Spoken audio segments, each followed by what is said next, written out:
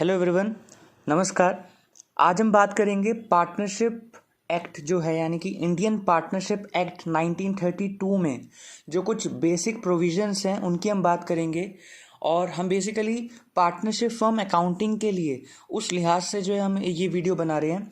तो जब आप अकाउंटिंग करते हैं, पार्टनरशिप फर्म के बिजनेस के लिए अकाउंटिंग करते हैं, तो ऑब्वियसली लॉ कौन सा फॉलो होता है? Indian partnership act 1932। तो कुछ इश्यूज़ हैं जो अकाउंटिंग करते वक्त जो है आपके सामने कुछ सवाल आ सकते हैं। तो उन सवालों का जवाब सबसे पहले हम देखेंगे पार्टनरशिप डीड में।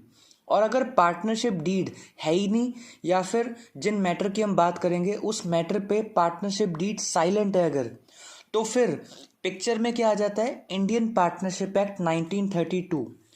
तो आज हम जो ये प्रोविजंस डिस्कस करेंगे पार्टनर्स के टर्म्स एंड कंडीशंस के बारे में, तो ये पूरी तरह जो लिखा हुआ है इंडियन पार्टनरशिप एक्ट 1932 में, ये तभी अप्लाई होगा अगर पार्टनरशिप डीड चुप है या है ही नहीं। ठीक है, ओके।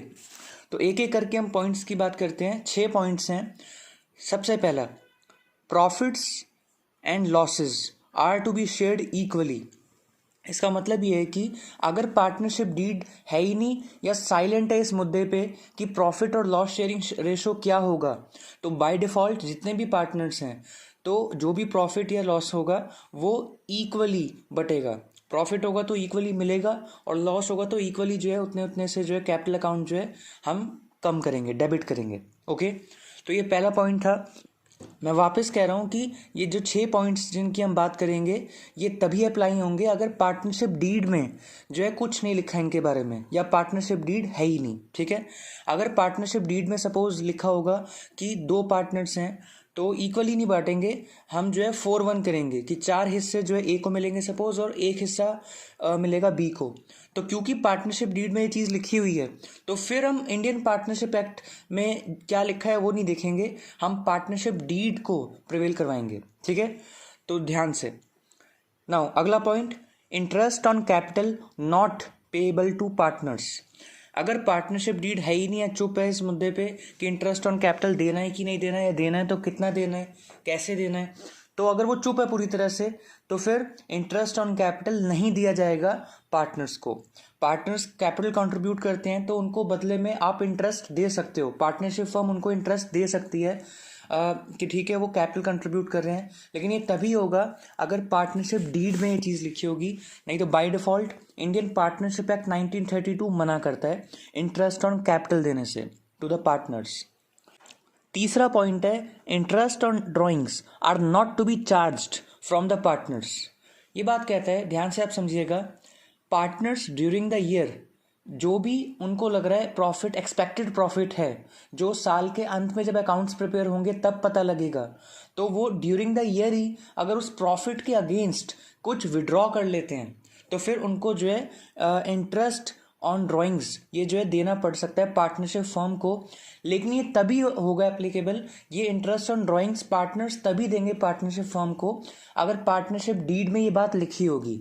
अगर पार्टनरशिप डीड नहीं है, चुप है इस बारे में, तो इंटरेस्ट ऑन ड्राइंग्स नहीं देना पार्टनर्स को, पार्टनरशिप फर्म को। ठीक है, तो पार्टनर्स नहीं देंगे interest on drawings partnership firm को अगर इस मुद्दे पे कुछ नहीं लिखा है पार्टनरशिप डीड में। ठीक है, नाउ फोर्थ पॉइंट है, ये इंपॉर्टेंट पॉइंट है, interest on loan given by the partner is to be paid to the partner at the rate of 6% per annum. अब ध्यान से सुनिएगा, कई बार क्या होता है कि पार्टनर कैपिटल तो कंट्रीब्यूट कर ही रहा है लेकिन वो लोन भी दे सकता है, तो जब वो लोन दे रहा है तो वो प्योरली लेंडर है। ठीक है, तो वो फिर जो है पूरी तरह फर्म के लिए जो एक लाइबिलिटी है, आउटसाइड लाइबिलिटी, तो अब बदले में उसको इंटरेस्ट तो मिलना ही चाहिए, लेकिन इंटरेस्ट मिलेगा कि नहीं या कितना मिलेगा ये बात जो है हम पहले देखते हैं कि क्या पार्टनरशिप डीड में लिखी है कि नहीं। लेकिन अगर वहाँ पे कुछ नहीं लिखा है इस बारे में, तो बाय डिफ़ॉल्ट हम उस बंदे को इंटरेस्ट दिलवाएंगे, पार्टनरशिप फर्म इंटरेस्ट देगी उस पार्टनर को कितने परसेंट से, eight the rate of 6% per annum.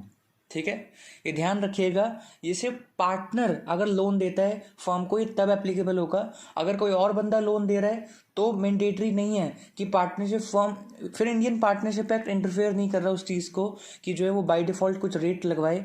लेकिन अगर आप पार्टनर लोन दे रहे हैं इन पार्टनरशिप फर्म को, तो पार्टनरशिप फर्म को जो है देना ही देना पड़ेगा इंटरेस्ट उस पार्टनर को, कितने परसेंट से 6% पर एनम। लेकिन अगर पार्टनरशिप डीड में लिखा ही है कि 4% से देंगे, तो फिर जो है 4% से ही देना है। अगर पार्टनरशिप डीड में लिखा है कि इंटरेस्ट देंगे ही नहीं, तो फिर इंटरेस्ट नहीं देना पड़ेगा।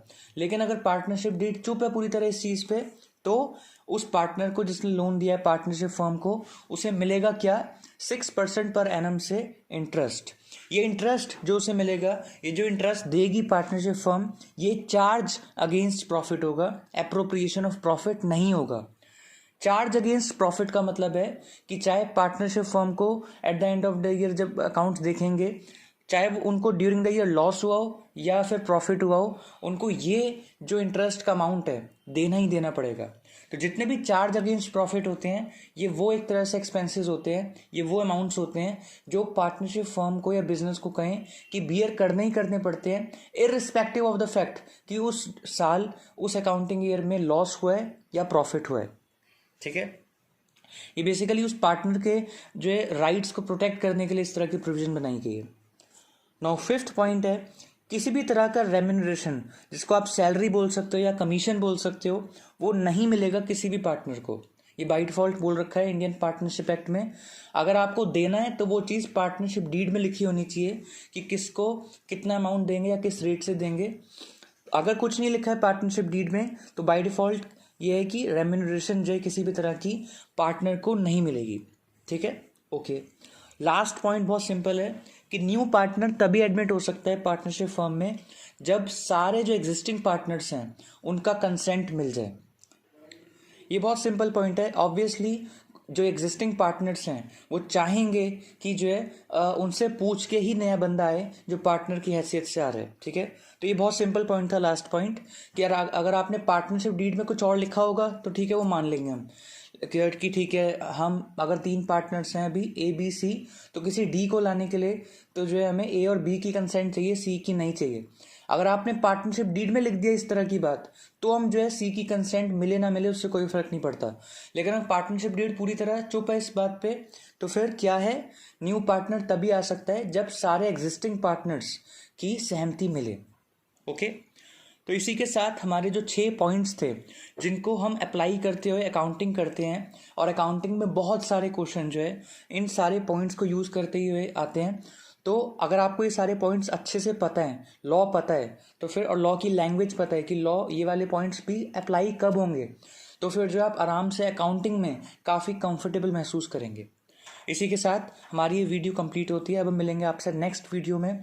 थैंक यू सो मच, शुक्रिया।